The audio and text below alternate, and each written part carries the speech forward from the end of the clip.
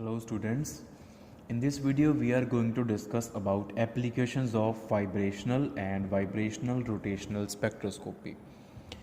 तो बेटा ਆਪਾਂ ਇਹਨਾਂ ਟੈਕਨੀਕਸ ਨੂੰ ਬਹੁਤ ਡਿਟੇਲ ਦੇ ਵਿੱਚ ਪੜ੍ਹ ਚੁੱਕੇ ਹਾਂ ਕਿ ਪਿਓਰ ਵਾਈਬ੍ਰੇਸ਼ਨਲ ਸਪੈਕਟਰੋਸਕੋਪੀ ਕੀ ਹੁੰਦੀ ਆ ਤੇ ਵਾਈਬ੍ਰੇਸ਼ਨਲ ਰੋਟੇਸ਼ਨਲ ਸਪੈਕਟਰੋਸਕੋਪੀ ਕੀ ਹੁੰਦੀ ਆ। ਅੱਜ ਆਪਾਂ ਇਹਨਾਂ ਦੇ ਐਪਲੀਕੇਸ਼ਨ ਪਾਰਟ ਬਾਰੇ ਡਿਸਕਸ ਕਰਾਂਗੇ, ਸਪੈਸ਼ਲੀ ਆਪਾਂ ਇਹਨਾਂ ਦੇ ਨਿਊਮੈਰੀਕਲਸ ਡਿਸਕਸ ਕਰਾਂਗੇ। ਤਾਂ ਉਸ ਤੋਂ ਪਹਿਲਾਂ ਬਰੀਫਲੀ ਆਪਾਂ ਨਿਊਮੈਰੀਕਲਸ ਦੇ ਜਿਹੜੇ ਫਾਰਮੂਲੇ ਆ ਉਹ ਦੇਖ ਲਈਏ, ਔਰ ਜਿਹੜੇ ਨਿਊਮੈਰੀਕਲਸ ਦੇ ਫਾਰਮੂਲੇ ਆ ਉਹੀ ਅਸਲ 'ਚ ਇਹਨਾਂ ਦੀਆਂ ਐਪਲੀਕੇਸ਼ਨਸ ਆ। ਤਾਂ ਬੇਟਾ ਸਭ ਤੋਂ ਪਹਿਲੀ ਐਪਲੀਕੇਸ਼ਨ ਜਿਹੜੀ ਆ ਵਾਈਬ੍ਰੇਸ਼ਨਲ ਐਂਡ ਵਾਈਬ੍ਰੇਸ਼ਨਲ ਰੋਟੇਸ਼ਨਲ ਸਪੈਕਟਰੋਸਕੋਪੀ ਦੀ ਉਹ ਇਹ ਆ ਕਿ ਫਰੋਮ ਦੀਜ਼ ਸਪੈਕਟਰਾ ਇਹਨਾਂ ਸਪੈਕਟਰਾ ਤੋਂ we can get the value of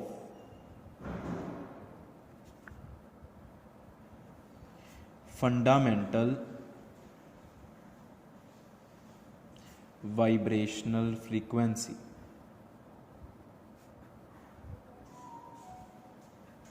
ਇਹਨਾਂ ਸਪੈਕਟਰੋਸਕੋਪਿਕ ਟੈਕਨੀਕਸ ਤੋਂ ਸਾਨੂੰ ਫੰਡਾਮੈਂਟਲ ਵਾਈਬ੍ਰੇਸ਼ਨਲ ਫ੍ਰੀਕੁਐਂਸੀ ਦੀ ਵੈਲਿਊ ਪਤਾ ਲੱਗਦੀ, ਜਿਹਨੂੰ ਆਪਾਂ ਫੰਡਾਮੈਂਟਲ ਵਾਈਬ੍ਰੇਸ਼ਨਲ ਵੇਵ ਨੰਬਰ ਵੀ ਕਹਿ ਸਕਦੇ ਹਾਂ, ਐਨਰਜੀ ਵੀ ਕਹਿ ਸਕਦੇ ਹਾਂ। Fundamental vibrational frequency, fundamental vibrational energy, fundamental vibrational wave number. तो ਉਹਦੇ ਯੂਨਿਟਸ ਤੋਂ ਸਾਨੂੰ ਪਤਾ ਲੱਗ ਜਾਊਗਾ ਕਿ ਸਾਨੂੰ ਅਸਲ 'ਚ ਕੀ ਦੇ ਰੱਖਿਆ। ਸਾਨੂੰ ਵੇਵ ਨੰਬਰ ਦੇ ਰੱਖਿਆ, ਸਾਨੂੰ ਫ੍ਰੀਕੁਐਂਸੀ ਦੇ ਰੱਖੀ ਹੈ, ਸਾਨੂੰ ਐਨਰਜੀ। ਵੈਸੇ ਤਿੰਨਾਂ ਦਾ ਮਤਲਬ ਸੇਮ ਹੀ ਹੁੰਦਾ ਵਾ। ਹੁਣ ਆਪਾਂ ਬੇਟਾ ਪੜ੍ਹ ਚੁੱਕੇ ਹਾਂ, ਜਨਰਲ ਪੈਟਰਨ ਪੜ੍ਹ ਚੁੱਕੇ। ਅਗਰ ਆਪਾਂ ਪਿਓਰ ਵਾਈਬ੍ਰੇਸ਼ਨਲ ਦੀ ਗੱਲ ਕਰੀਏ, ਪਿਓਰ ਵਾਈਬ੍ਰੇਸ਼ਨਲ ਦੇ ਵਿੱਚ ਕੀ ਆ, ਅਗਰ ਆਪਾਂ ਹਾਰਮੋਨਿਕ ਔਸੀਲੇਟਰ ਦੀ ਗੱਲ ਕਰੀਏ ਤਾਂ ਸਾਡੇ ਕੋਲ ਇੱਕੋ ਇੱਕ ਬੈਂਡ ਆਉਂਦਾ ਹੁੰਦਾ ਵਿਚ ਇਜ਼ ਹਾਈਲੀ ਇੰਟੈਂਸ ਬੈਂਡ, ਔਰ ਉਸ ਬੈਂਡ ਦੀ ਜਿਹੜੀ ਫ੍ਰੀਕੁਐਂਸੀ ਹੈ, ਐਨਰਜੀ ਆ, ਉਹ ਹੁੰਦੀ ਆ ਫੰਡਾਮੈਂਟਲ ਵਾਈਬ੍ਰੇਸ਼ਨਲ ਫ੍ਰੀਕੁਐਂਸੀ, ਜਿਹਨੂੰ ਆਪਾਂ ਓਮੇਗਾ ਈ ਲਿਖਦੇ ਹੁੰਦੇ ਸੀਗੇ। ਠੀਕ ਹੈ, ਇੱਦਾਂ ਹੀ ਫਿਰ ਆਪਾਂ ਉਸ ਤੋਂ ਬਾਅਦ ਪੜ੍ਹਦੇ ਸੀਗੇ ਐਨਹਾਰਮੋਨਿਕ ਔਸੀਲੇਟਰ। ਉਹਦੇ ਵਾਸਤੇ ਇੱਕ band highly intense which is fundamental band ਜਾਂ ਫੰਡਾਮੈਂਟਲ ਲਾਈਨ। ਉਸ ਤੋਂ ਬਾਅਦ ਬਾਕੀ ਲੋ ਇੰਟੈਂਸਿਟੀ ਵਾਲੇ ਉਹਨਾਂ ਨੂੰ ਆਪਾਂ ਓਵਰਟੋਨਸ ਬੋਲਦੇ ਹੁੰਦੇ ਸੀਗੇ। ਤਾਂ ਉਹਨਾਂ ਦੀ ਐਨਰਜੀ ਆਪਾਂ ਨੂੰ ਸਪੈਕਟਰਾ ਤੋਂ ਪਤਾ ਲੱਗ ਸਕਦੀ ਆ। ਠੀਕ ਹੈ, ਇਹਦੀ ਵਾਈਬ੍ਰੇਸ਼ਨਲ ਰੋਟੇਸ਼ਨਲ ਦੇ ਵਿੱਚ ਵੀ ਇੱਕ ਸੈਂਟਰ ਦੇ ਵਿੱਚ ਜਿਹੜੀ ਲਾਈਨ ਹੁੰਦੀ ਆ corresponding to delta v is equal to +1, v is equal to 0 to 1 and delta J is equal to 0। ਉਹਦੇ ਵਾਸਤੇ ਜਿਹੜੀ ਸੈਂਟਰ ਦੇ ਵਿੱਚ ਲਾਈਨ ਹੁੰਦੀ ਹੈ, it also corresponds to the fundamental vibrational frequency. ਤਾਂ ਉਹ ਸਾਨੂੰ ਵੈਲਿਊ ਜਿਹੜੀ ਆ ਉਹ ਸਾਨੂੰ ਸਪੈਕਟਰਮ ਤੋਂ ਪਤਾ ਲੱਗ ਜੂਗੀ। ਹੁਣ ਜਿਹੜਾ ਫਾਰਮੂਲਾ ਆ ਫੰਡਾਮੈਂਟਲ ਵਾਈਬ੍ਰੇਸ਼ਨਲ ਫ੍ਰੀਕੁਐਂਸੀ ਦਾ ਉਹ ਕੀ ਆ? ਦੋ ਫਾਰਮੂਲੇ ਆ ਸਾਡੇ ਕੋਲ। ਫੰਡਾਮੈਂਟਲ ਵਾਈਬ੍ਰੇਸ਼ਨਲ ਫ੍ਰੀਕੁਐਂਸੀ, ਇੱਕ ਦਾ ਫਾਰਮੂਲਾ ਹੈ ਸਾਡੇ ਕੋਲ ਨਿਊ ਨੋਟ। ਨੋਟ ਤਾਂ ਪਾਇਆ ਤਾਂ ਕਿ ਇਹ ਫੰਡਾਮੈਂਟਲ ਲੱਗੇ, ਇਟ ਇਜ਼ ਫੰਡਾਮੈਂਟਲ। ਤੋ it is equal to 1/2π√k/μ। ਇੱਕ ਦਾ ਇਹ ਫਾਰਮੂਲਾ ਫੰਡਾਮੈਂਟਲ ਵਾਈਬ੍ਰੇਸ਼ਨਲ ਫ੍ਰੀਕੁਐਂਸੀ ਦਾ। k is force constant and μ is reduced mass. ਤੇ ਇੱਕ ਹੋਰ ਆ ਜਿਹਨੂੰ ਆਪਾਂ ਓਮੇਗਾ ਈ ਲਿਖਦੇ ਸੀ। What is that? It is 1/2πc√k/μ। ਇਹ ਦੋਨੋਂ ਫੰਡਾਮੈਂਟਲ ਵਾਈਬ੍ਰੇਸ਼ਨਲ ਫ੍ਰੀਕੁਐਂਸੀ ਆ। ਜਿਹੜੇ ਇਹਦੇ ਯੂਨਿਟਸ ਆ ਉਹ ਹੋਣਗੇ ਸੈਕਿੰਡ ਇਨਵਰਸ, ਤੇ ਜਿਹੜੇ ਇਹਦੇ ਯੂਨਿਟਸ ਆ ਉਹ ਹੋਣਗੇ ਸੈਂਟੀਮੀਟਰ ਇਨਵਰਸ। ਇਹ ਵੇਵ ਨੰਬਰ ਦੀ ਫਾਰਮ ਆ, ਇਹ ਪਿਓਰ ਫ੍ਰੀਕੁਐਂਸੀ ਆ, ਇਹ ਵੇਵ ਨੰਬਰ ਦੀ ਫਾਰਮ 'ਚ ਹੈ ਵੀ ਫ੍ਰੀਕੁਐਂਸੀ ਹੋਈ ਆ, but in the farm of wave number. ਤੋ ਸਾਨੂੰ ਨਿਊਮੈਰੀਕਲ ਦੀ ਸਟੇਟਮੈਂਟਸ ਦੇਖਣਾ ਪਊਗਾ ਕਿ ਸਾਨੂੰ ਸੈਕਿੰਡ ਇਨਵਰਸ ਦੇ ਰੱਖਿਆ ਵਾ ਕਿ ਸੈਂਟੀਮੀਟਰ ਇਨਵਰਸ ਦੇ ਰੱਖਿਆ ਫੰਡਾਮੈਂਟਲ ਫ੍ਰੀਕੁਐਂਸੀ। ਫਿਰ ਉਹਦੇ ਹਿਸਾਬ ਨਾਲ ਆਪਾਂ ਫਾਰਮੂਲਾ ਅਪਲਾਈ ਕਰਾਂਗੇ। ਠੀਕ ਹੈ, ਤੋ by knowing the value of nu naught or omega E from the spectrum, spectrum ਜਦੋਂ ਬਣ ਕੇ ਬਾਹਰ ਆ ਜੂ ਉੱਥੋਂ ਦੇਖਾਂਗੇ ਕਿ ਫੰਡਾਮੈਂਟਲ ਫ੍ਰੀਕੁਐਂਸੀ ਕਿੰਨੀ ਆ। ਫਿਰ ਉਹ ਇੱਥੇ ਫਿਲ ਕਰਕੇ ਉਸ ਤੋਂ ਬਾਅਦ ਆਪਾਂ ਕੀ ਕਰ ਸਕਦੇ? Second application, we can find the value of force constant. Force constant K can be found. ਸਾਨੂੰ ਫੋਰਸ ਕਾਂਸਟੈਂਟ ਦੀ ਵੈਲਿਊ ਪਤਾ ਲੱਗ ਸਕਦੀ ਆ। ਉਹ ਕਿੱਦਾਂ ਪਤਾ ਲੱਗ ਸਕਦੀ ਆ? Putting the value of nu naught or omega E in these two expressions we can find the value of K। ਔਰ ਨਿਊ ਨੋਟ ਜਾਂ ਓਮੇਗਾ ਈ ਦੀ ਵੈਲਿਊ ਕਿੱਥੋਂ ਪਤਾ ਲੱਗੂਗੀ? From the spectrum. ਤਾਂ ਉੱਥੋਂ ਸਾਨੂੰ ਫਿਰ K ਦੀ ਪਤਾ ਲੱਗ ਗਈ value. Knowing the value of mu, mu ਕੀ ਹੈ? Reduced mass of the molecule ਵਿਚ is always put in kgs, ਜਿਹੜਾ ਕਿਲੋਗ੍ਰਾਮਸ ਦੇ ਵਿੱਚ ਭਰਦੇ ਆ ਆਪਾਂ ਹਮੇਸ਼ਾ। then what is next application? Next application of vibrational or vibrational rotational spectrum is we can find the value of dissociation energy of the molecule. सानू इथों molecule दी डिसोसीएशन energy जिहड़ी आ वो भी पता लग सकती है। हुण डिसोसीएशन एनर्जी उहदा फॉर्मूला की है साडे कोल D naught, it is equal to omega E by 4xe minus 1/2 omega E 1 minus 1/2 xe। आ चीज़ याद रखनी बड़ी औखी लग रही, but it is actually 0 point energy of anharmonic oscillator.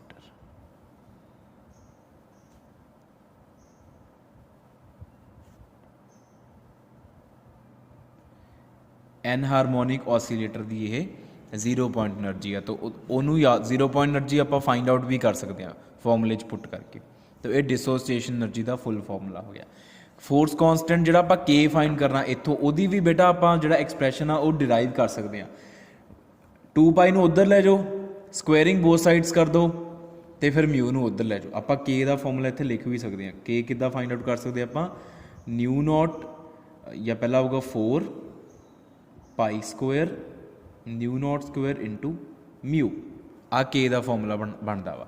2π नूं उधर लै गए, ठीक है, स्क्वेयरिंग बोथ साइड्स करता, फिर म्यू नूं उधर लै गए। के का दूसरा फॉर्मूला की बनूगा 4π² c² ओमेगा ई स्क्वेयर इंटू म्यू। आ भी के फाइंड आउट करने का फॉर्मूला है अगर सानू fundamental vibrational frequency centimetre inverse दे विच दे रखी हो। C is speed of light. Next application की है, we can find movement of inertia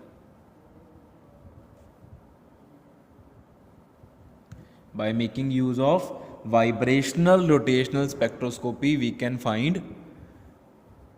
movement of inertia and bond length of the diatomic molecule. वो किद्दां, क्योंकि जिहड़ा वाइब्रेशनल रोटेशनल स्पैक्ट्रोस्कोपी है फ्रॉम वाइब्रेशनल रोटेशनल स्पैक्ट्रम आपां पढ़िया सी।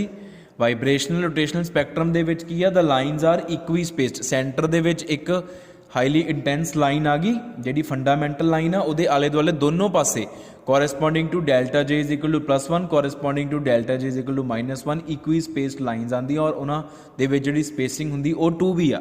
सो from vibrational rotational spectrum we can find the value of 2b. B is what? B is rotational constant and B किदे बराबर हुंदा, and we know B is equal to h upon 8π² IC.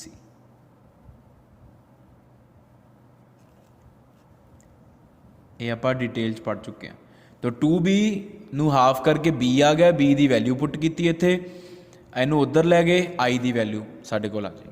तो इत्थों आपां we can get the value of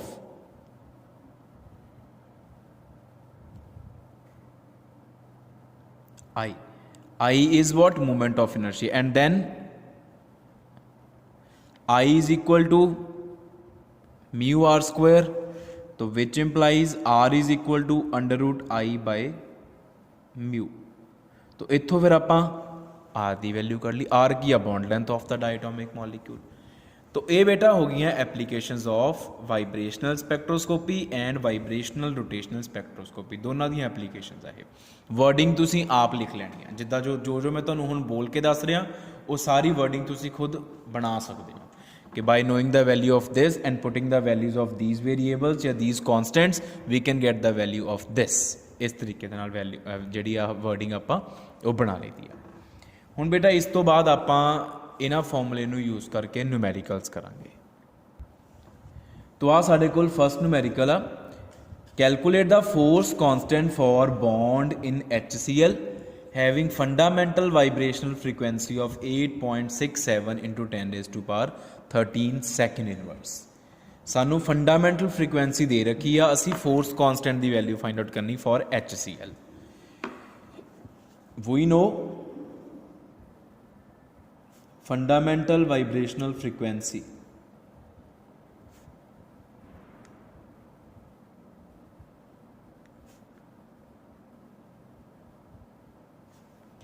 nu naught is equal to, why we are using the formula of nu naught, because सानू frequency second inverse की form च दे रखी है।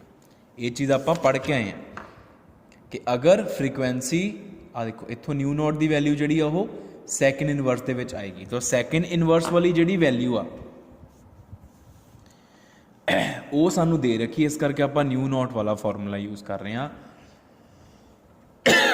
1/2 पाई √k/μ, which implies k is equal to 4 pi square nu naught square into mu।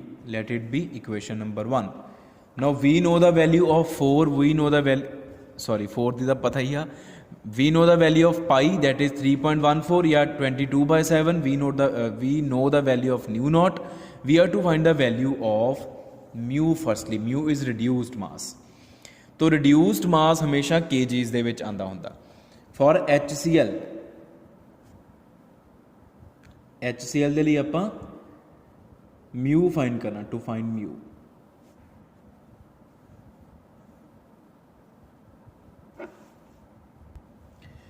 तो reduced मास जिहड़ा वा वो kgs ਦੇ ਵਿੱਚ ਆਊਗਾ, तो kg ਦਾ मतलब we want the reduced mass of 1 molecule, सानू एक मॉलीक्यूल ਦਾ ਚਾਹੀਦਾ ਵਾ, सानू मोलर मास नहीं चाहिए। Molar mass is mass of 1 मोल, 1 मोल मतलब Avogadro number of particle 6.022 10 raised to power 23, पर सानू एक मॉलीक्यूल का चाहिए।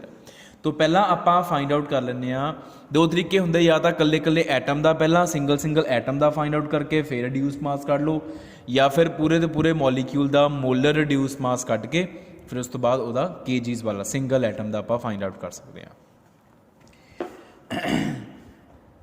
Molar reduced mass of HCl is equal to, molar reduced mass किद्दां कढ़ना आप, रिड्यूस्ड मास का फॉर्मूला क्या होंदा m1 m2 upon m1 plus m2। तो हुण आपां उत्थे m1 m2 की जगह ते मोलर मासिस भर रहे हैं, क्योंकि आपां मोलर रिड्यूस्ड मास कढ़ रहे हैं। तो हाइड्रोजन का 1 इंटू 35.5 ओवर 35.5 प्लस 1, 35.5 अपॉन 36.5, ये आ गया मोलर रिड्यूस्ड मास। इनू सॉल्व कर लांगे आप, सानू चाहिए सिंपली द रिड्यूस्ड मास, तो वो है reduced mass of HCl molecule, एक मॉलीक्यूल का reduced mass that is mu की हुणे वैल्यू आऊगी, वो किद्दां आऊगी आ जी वैल्यू आएगी इनू सॉल्व करके उन्होंने एवोगैड्रो नंबर के नाल डिवाइड करके आऊगी, वो 35.5 over 36.5 into 6.022 10 raised to power 23, और इनू सॉल्व करके साढ़े कोल वैल्यू आ जाएगी 1.615 into 10 raised to power -24 grams. Grams क्यों आई, क्योंकि जो मोलर मास होंगे इट इज़ ग्राम पर मोल, मोलर मास की वैल्यू हुण हाइड्रोजन का मोलर मास 1 ग्राम पर मोल, यदि क्लोरीन का मोलर मास 35.5 ग्राम पर मोल होंगे, इट इज़ इन ग्राम्स। तो ये ग्राम्स के विच, किलोग्राम के विच 1.615 into 10 raised to power -27 kilograms, आ किलोग्राम्स के विच वैल्यू आ गई।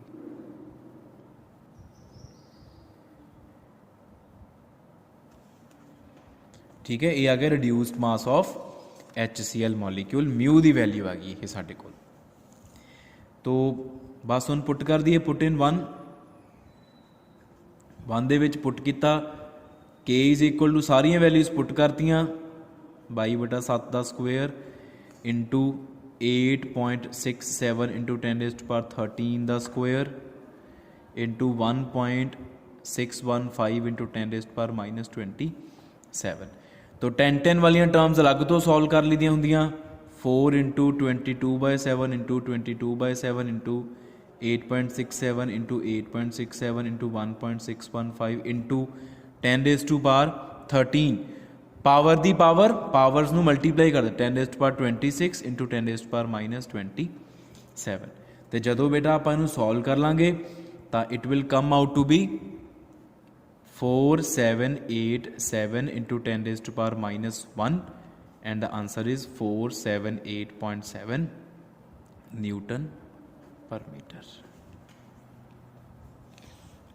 आज का जवाब आ गया 478.7 Newton per meter. Newton per meter in the units of the force constant. तो नेक्स्ट न्यूमेरिकल है बेटा calculate the force constant of CO molecule if its fundamental frequency is 2143 centimetre inverse. तो हुण सानू सेंटीमीटर इनवर्स दे विच fundamental frequency दे रखी आ तो हुण आपां किहड़ा फॉर्मूला यूज़ करांगे we know fundamental frequency fundamental vibrational frequency omega e is equal to 1/2 pi c √k/μ। तो इत्थों this implies k is equal to 4 pi square c square omega e square into mu. Let it be equation number 1। We know the value of pi c and omega e. Omega e is given, we are to find the value of mu. To find mu हुण mu नू find out करने वास्ते एक तरीका तुहानूं मैं पहला दस के हटिया कि रिड्यूस्ड मोलर मास कढ लो, फिर उन्होंने एवोगैड्रो नंबर के नाल डिवाइड कर दो, वो ग्राम्स दे विच आ जाऊगा। किलोग्राम के लिए किलोग्राम्स करने वास्ते 10⁻³ ना मल्टीप्लाई कर दो। एक दा वो तरीका वा।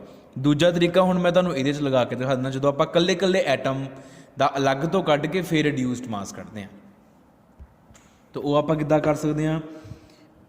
Molar mass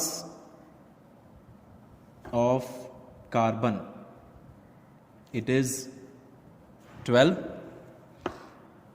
mass of one carbon atom let it be m1, it is equal to 12 upon 6.02 to 10⁻23। इत्थे आ है ग्राम पर मोल, आपां लिख दिंने इत्थे ताकि पता लगे भी ग्राम्स दे विच हुंदा है। ठीक है, आ गया एक कार्बन एटम दा मास m1। इदां ही molar mass of oxygen that is 16 gram per mole, mass of one oxygen atom m2 16/6.02 to 10⁻23 grams. हावी grams.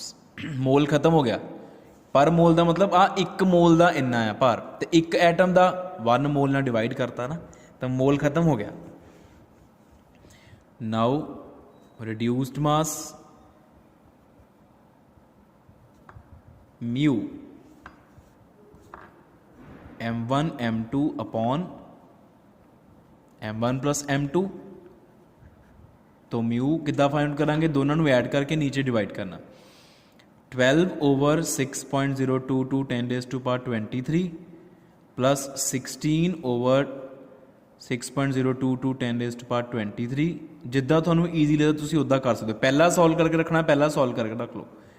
Divided by 12/6.02 to 10⁻23 into 16 ऊपर मल्टीप्लाई आ, नीचे एडिशन 6.02 to 10⁻23। हुण इनू अगर आप सॉल्व करिए फरदर ये आ जू 12 इंटू 16। ठीक है, डिवाइडेड बाय 6.02 to 10⁻23 का स्क्वायर हो गया। Further divided by 12 plus 16 6.02 to 10⁻23। तो ਇਹਦੇ ਨਾਲ ਆਪਾਂ ਇੱਕ ਨੂੰ ਕੱਟ ਸਕਦੇ ਹਾਂ, ਇਹਦੇ ਨਾਲ ਸਕੁਆਇਰ ਕੱਟਿਆ ਗਿਆ, ਕੀ ਆ ਗਿਆ 12 into 16 over 12 plus 16 into 6.02 to 10⁻ 23। ठीक है।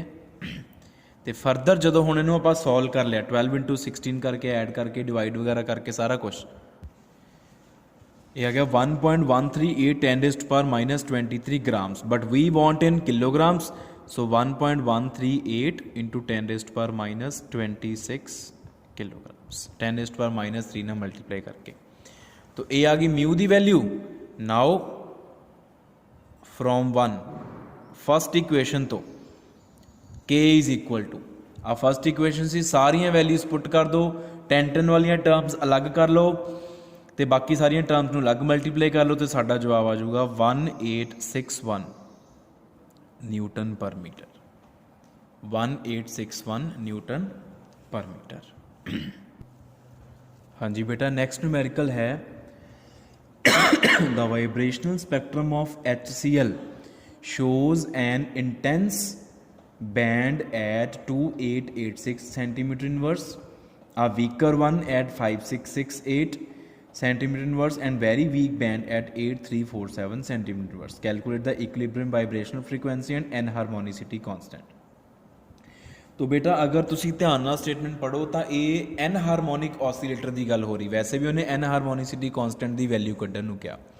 तो एनहारमोनिक ऑसीलेटर या एनहारमोनिक मोशन जो हुंदा वा वाइब्रेटरी मोशन एनहारमोनिक होवे तां उदों साडे कोल एक बैंड नहीं आंदा स्पैक्ट्रम दे विच, साडे कोल एक बैंड आंदा विच इज़ हाईली इंटेंस, ते उहदे नाल अगों वीक इंटेंसिटी या घट इंटेंसिटी वाले ओवरटोन्स आउंदे आ। सेंटर च फंडामेंटल वाइब्रेशनल बैंड, उस तो बाद फस्ट ओवरटोन, फिर सैकेंड ओवरटोन, एंड ओवरटोन्स की इंटेंसिटी बहुत घट होंगी as compare to the fundamental vibrational band या इक्विलिब्रियम या फंडामेंटल जिन्होंने आप कह दें वाइब्रेशनल लाइन होंगी है, उसकी इंटेंसिटी बहुत ज़्यादा होंगी है। तो shows an intense band at इन्ने सेंटीमीटर इनवर्स। इंटेंस बैंड मतलब ये फंडामेंटल जोड़ा सेंटर वाला बैंड आ, सेंटर वाला नहीं सॉरी, जोड़ा फंडामेंटल बैंड जिन्होंने आप कह दें ये ओदी फ्रीकुएंसी दे रखी, ओदा वेव नंबर दे रखा। आ वीकर वन एट दिस मतलब आ फस्ट ओवरटोन हो गया, वैरी वीक एट दिस मतलब ये सैकेंड ओवरटोन का वेव नंबर है। वी आर गिवन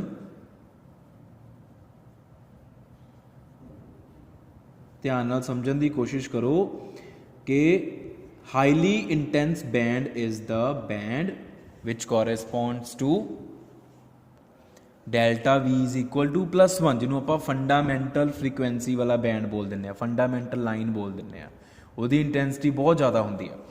मतलब आ जी फ्रीकुएंसी सानू दे रखी, वेव नंबर दे रखी, इस वेव नंबर ते साडा जिहड़े फंडामेंटल बैंड आ, फंडामेंटल लाइन आ, वो आई होगी। मतलब this is what, this is delta E bar fundamental, अगर तुहानू याद हो, डेल्टा ई बार फंडामेंटल, ओदा की एक्सप्रैशन हुंदा omega E 1 - 2xe, it is given to be 2886 centimetre inverse. Then उस तो बाद की रखा delta e first overtone, it is 2 omega E 1 - 3xe, that is 5668, and then we are given delta E second overtone 3 omega E 1 - 4xe, 8347. We are to find value of omega E and xe. So ये साढ़े कोल तीन equations हो गई, equation number 1 2 and 3, इन्हां तिन्नां नूं solve करके आपां omega E and x e की वैल्यू फाइंड आउट कर सकते हैं। तो आपां कोई दो इक्वेशन चूज कर लीए, let us choose first and second, तुसीं सैकेंड थर्ड या फस्ट थर्ड जिहड़ी मर्जी चूज कर लो। ओमेगा ई नूं खत्म कर दो, एक्स ई निकल आऊगा, फिर एक्स ई की वैल्यू फस्ट सैकेंड थर्ड जिस मर्जी पुट कर दो, ओमेगा ई निकल आऊगा। तो आपां हुण की कर रहे हैं, फस्ट एंड सैकेंड यूज़ कर रहे हैं। फ्रॉम फस्ट इक्वेशन तो ओमेगा ई नूं अंदर लै गए, omega e -2 omega E x E is equal to 2886। From second 2 omega e -6 omega E x E is equal to 5668 centimetre inverse. Let it be equation number 4, let it be equation number 5। ਹੁਣ ਇਹਦੇ 'ਚ ਆਪਾਂ ਕੀ ਕਰ ਰਹੇ ਹਾਂ, ਇਹ 'ਚੋਂ ਅਗਰ ਆਪਾਂ ਓਮੇਗਾ ਈ ਨੂੰ ਮਾਈਨਸ ਕਰ ਦਈਏ, ਜਿੱਦਾਂ ਆਪਾਂ ਲੋਅਰ ਕਲਾਸਿਸ ਦੇ ਵਿੱਚ ਮੈਥਮੈਟਿਕਸ ਇਕੁਏਸ਼ਨ ਸੋਲਵ ਕਰਦੇ ਹੁੰਦੇ ਸੀ, ਚਾਹੇ ਓਮੇਗਾ ਈ ਐਕਸ ਈ ਨੂੰ ਖਤਮ ਕਰ ਲਓ, ਚਾਹੇ ਓਮੇਗਾ ਈ ਨੂੰ ਖਤਮ ਕਰ ਲਓ, ਦੋਨੋਂ ਚੀਜ਼ਾਂ ਠੀਕ ਹੈ। ਤਾਂ ਆਪਾਂ ਓਮੇਗਾ ਈ ਨੂੰ ਖਤਮ ਕਰ ਲੈਂਦੇ ਹਾਂ, ਕੀ ਕਰੀਏ, multiply equation 4 by 2 and subtract from equation 5। Fourth equation नू 2 ना मल्टीप्लाई करके फिफ्थ चो सबट्रैक्ट कर दो तो वट विल वी गेट, साडे कोल की आएगा, इनू 2 ना मल्टीप्लाई करके इस चो माइनस कर रहे हैं आप, तो we will get 2 omega e minus 6 omega E x e minus 2 omega e plus 4 omega E x E is equal to 5668 minus 5772। इनू 2 ना मल्टीप्लाई करके आ चीज़ आ गई, ये चों आ माइनस की 2 ना मल्टीप्लाई करके सारी इक्वेशन 2 ना मल्टीप्लाई हो गई, जिथे माइनस सी उत्थे प्लस हो गया, प्लस सी उत्थे माइनस हो गया, तो आ चीज़ कटेगी। ठीक है जी, we got minus 2 omega E x E is equal to minus 104, तो this implies omega E x E, omega minus नाल माइनस कटिया गया, ओमेगा ई एक्स ई की वैल्यू आ गई साडे कोल 52। ਹੁਣ ओमेगा ई एक्स ई की वैल्यू आ गई, इनू अगर आप पुट कर दईए फोर्थ इक्वेशन च, put in fourth, put in equation fourth, इत्थे पुट कर दो omega e minus 2 into 52 is equal to 2886 and this implies omega e is equal to, इनू उधर लै गए 104 बन गया, उधर ऐड किया 2990 सेंटीमीटर इनवर्स। लो जी ओमेगा ई आ गया, ਹੁਣ ओमेगा ई आ गया, now we want X E, तो how can we find X E, इत्थे ही फाइंड आउट कर लो, since we know the value of omega E x E, तो इत्थे ओमेगा ई की वैल्यू पुट कर दो, इनू कह लो इक्वेशन नंबर 6, पुट इन 6, चाहे इत्थे पुट कर दो, चाहे फोर्थ कर दो, फिफ्थ कर दो, फर्स्ट सैकेंड थर्ड जिस मर्जी पुट कर दो, तुहाडे कोल एक्स ई की वैल्यू आ जाएगी। X E is coming out to be 0.0174 centimeter inverse।